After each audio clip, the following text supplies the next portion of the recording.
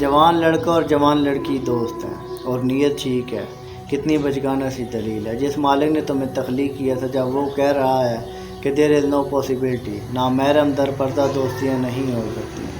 ایک مسلمان بیٹی اور مسلمان مرد نامحرم ہوں، دوست کیسے ہو سکتے ہیں؟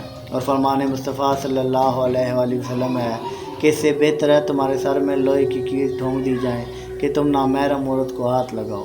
پھر آپ کیسے کہہ سکتے ہیں کہ ہماری نیت ٹھیک ہے؟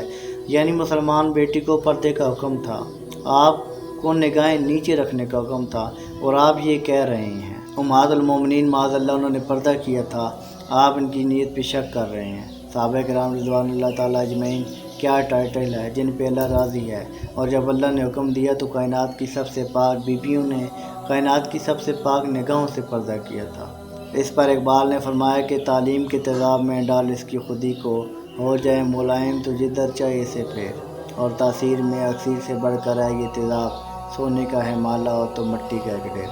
آپ فرماتے ہیں جب دو چار جماعتیں ان کے مطابق پڑھ لی جائیں تو پھر یہ اگر مگر چونکہ چنانچہ خود ہی نکال لیں گے، اور اس راز کو اب عورت کی بصیرت ہی کرے فاش، کیا چیز ہے آرائش و قیمت میں زیادہ، آزادی نسواں کا مرد کا قلوبان۔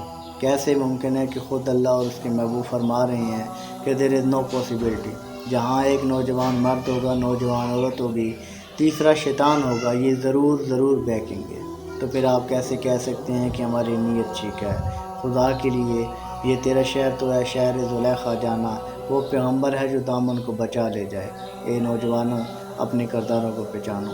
سلام پہنچو۔